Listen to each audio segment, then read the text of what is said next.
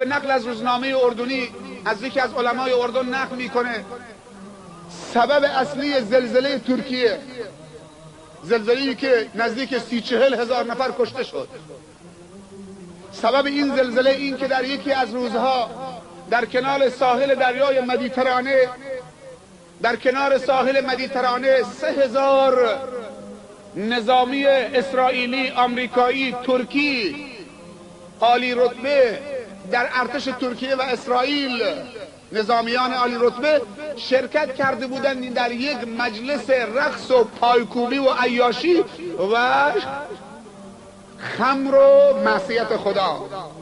جلسه فارغ التحصیلی یه عده‌ای از افسران ترکی بوده. در همون جلسه یک جنرال ترکی به یک سرهنگ ترکی میگه قرآن بیار. وقتی قرآن میاره میگه باز کن. ارشد دیگه، جنرال داره دستور میده به یک سرهنگ باز کن، بخون. بعد آیه هایی رو از قرآن میخونه اون سرهنگ، بعد میگه ترجمه بکن.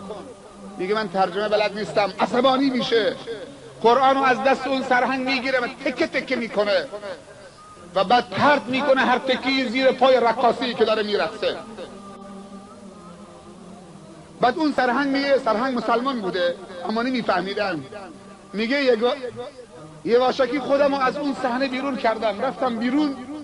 یک دفعه از اون جلسه که رفتم بیرون، در حالی که بیرون میرفتم با اون کاری که اون جنرال کرد، برگه های قرآن و تکه تکه و پاره پاره زیر پای رقاصه ها، رفتم بیرون در حالی که ترس بر دلم مستولی شده بود و مسلط شده بود.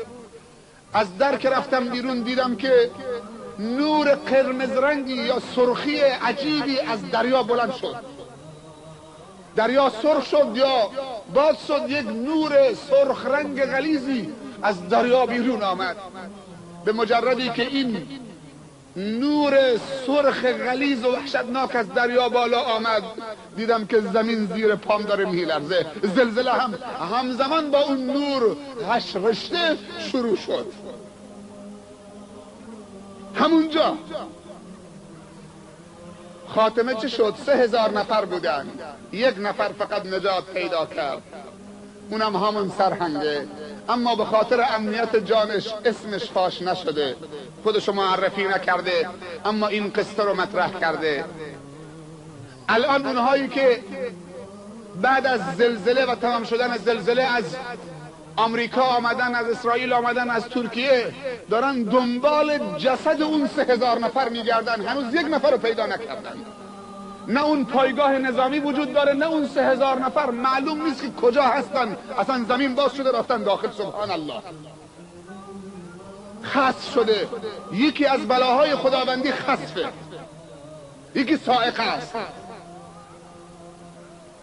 یکی زلزله است. وقتی زلزله میشه زمین باز میشه، خسف، همه رو میبلعه، بعد میاد به هم.